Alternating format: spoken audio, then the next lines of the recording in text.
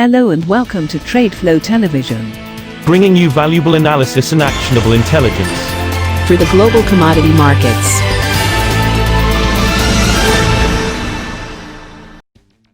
These are some of the key topics that we will be looking into in today's program.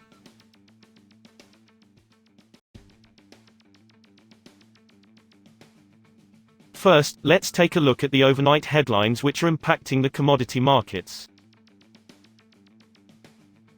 Chile's Mines Minister Baldo Procuraca on Friday cited figures projecting a decline in the country's copper output of 200,000 tons as a result of the growing impact of the new coronavirus on the industry. Procuraca said the Cochilco Copper Commission's projection, representing around 3.5% of Chile's total 2019 production, was a best guess since the combined impact of the virus and economic fallout made it very difficult to predict with certainty. Copper prices touched a 5-month peak on Friday amid growing fears of disruption to Chilean copper output. Moving on to the top news in the energy sector. Oil prices settled lower on Friday as new coronavirus cases spiked in the United States and China, and on growing concerns about rising U.S. output ticking up while crude stockpiles sat at record highs. Brent crude futures settled down 3 cents at $40.91, falling 1% on the week. U.S. West Texas Intermediate crude futures fell 23 cents to $38.49, down 1.6% on the week. Earlier gains, supported by optimism over rising road traffic boosting fuel demand, were erased in U.S. trading on fears that spiking COVID-19 infections in large gasoline-consuming U.S. states could stall the demand recovery. Cases have risen sharply in California, Texas and Florida, the 3 most populous U.S. states. We will now look at the top news in the agricultural sector. U.S. corn and soybean futures fell for a 5th straight session on Friday on crop-boosting rains across the Midwest and positioning ahead of government reports on U.S. plantings and stocks due next week.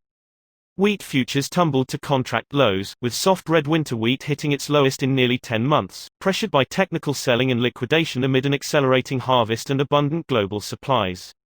All 3 commodities posted weekly losses as fears of renewed economic damage because rising novel coronavirus cases and lockdowns dented investor risk appetites.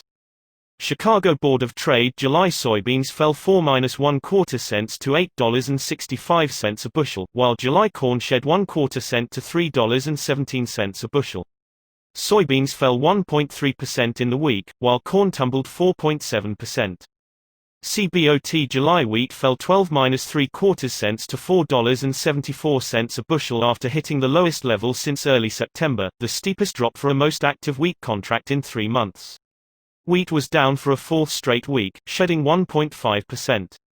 Next we have market analysis on how the pandemic and US-China relations are affecting the demand side of commodities.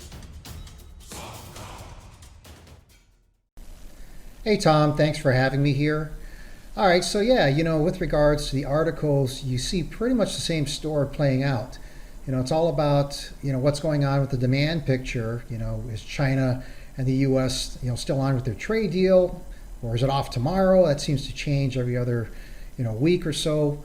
And then, of course, what's going on with regards to demand on COVID-19. Well, with regards to the articles that are out, they all seem to kind of reflect the same type of picture.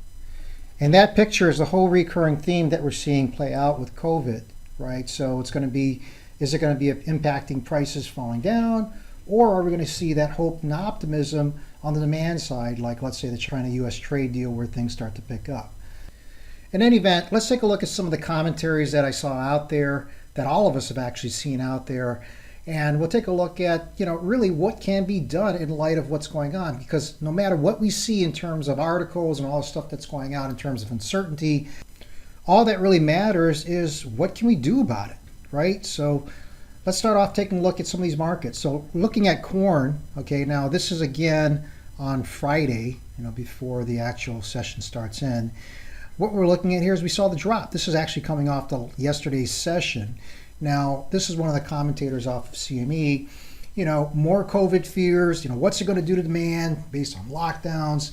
what's the whole entire perception that's going to affect demand? And as he was talking, there was a 2-month rally where the high was as high as $3.34 a bushel up until June 8th. And in 4 days, all of it went back, So the whole thing is with the concerns and volatility, the good thing about the financial markets is, well, we can do something about it. We can actually put our risk on paper so we can sleep at night. So it's like the markets are like an escalator up and an elevator down. So an example that he was talking about was that new crop corn was up 23 cents, and just in that short period of time, all of it went back. Now, in terms of an outlook, he doesn't see this ending anytime soon. So again, there's a lot of unknowns, and the whole thing goes back to the theme of what are we going to do about it. Let's take a look at pork. So you can see over here at the pork markets at an all-time low over here. Okay, so when we take a look again, this is all due to the fallout from the U.S.-China relationship, right? Poses a big question on exports going out. So here's a funny one from another commentator, Dan Huber, where all these various, producers, meat packers, what do they have in common? Well, it's that these Chinese buyers are suddenly asking exporters to sign letters of guarantee that their products and bulk commodities are going to be virus-free. Again, what is this all about? Well, this is just an extension of the problem we were talking about just earlier. You can't predict this kind of stuff. More challenges are going to occur, and all you can do is really just find ways to manage that risk.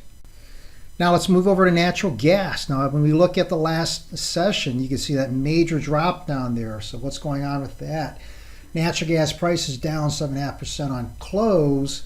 It's at its 25-year lows with rig counts falling. And again, all this goes back into things like supply, demand, the buildup of inventory, and the weather.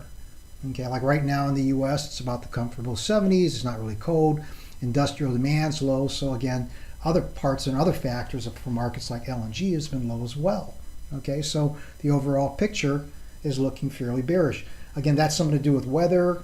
You have some factors impacting with COVID, with some of the shutdowns and buildup of inventory. The outlook looks bleak and uncertainty is high, but again, it goes back down to what are we going to do about it? Okay, now lastly, let's take a look at crude oil. So you can see over here where crude oil has come up a ways. The question is it going to be able to bump its way above $40 a barrel, or is it going to head down south again into more bearish territory? All right, when we take a look at the various articles on here, so let's say, for example, on this is off in Bloomberg, where we see that here in Asia, there's a whole bunch of oil floating on the water.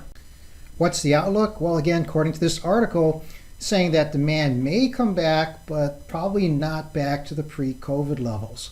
So that's kind of what the perspective is. When you take a look at an inventory update over here, a couple of things. First off, investors are waiting to see if producers known as OPEC extend their record cuts beyond July. Is that going to do anything to stimulate some demand and possibly some prices? In terms of people driving as we go into the driving season to the U.S. in the summer, a lot of people would rather drive their own vehicles as opposed to taking public transportation just due to COVID. So again, that accounts for some withdrawals coming out of inventory for gas. In terms of barrels, though, when you look at crude oil inventories, it's 16% above the 5-year moving average for this time of year. So now we come back to the whole theme of our talk, which is really what can we do about it? All right, so I talked a little bit earlier about that commentator in corn, and he said, hey, look, you can use the markets to basically help manage that risk.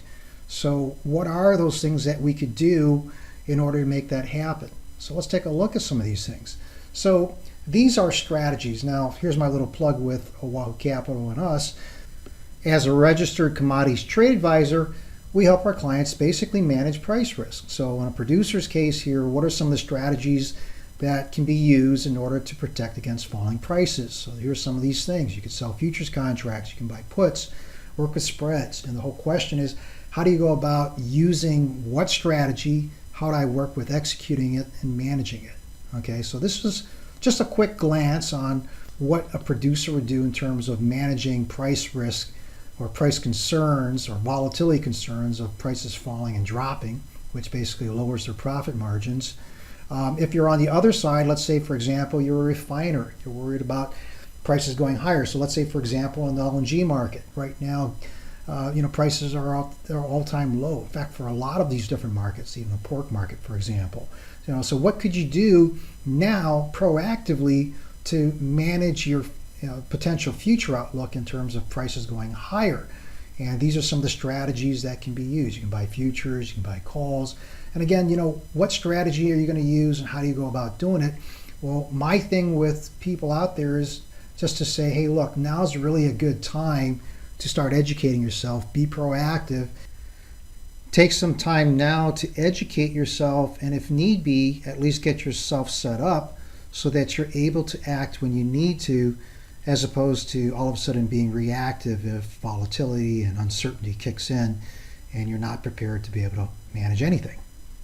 Finally, we have the most recent news on the financial market. The safe haven dollar edged higher in choppy trading on Friday, moving within narrow ranges, as investors grew cautious about a resurgence in U.S. coronavirus cases that has fueled doubts on expectations of a V-shaped recovery for the world's largest economy. Currencies that thrive with higher risk appetite, such as sterling and those linked to commodities like the Australian, New Zealand and Canadian dollars, struggled against the greenback. In afternoon trading, the dollar was slightly higher against a basket of currencies 97.426. That is all for today's news on the commodity market. Stay tuned to TradeFlow TV as we continue to provide you with more updates. You can also follow us on Twitter at TradeFlow TV1, which allows you to watch our program on your mobile device or desktop.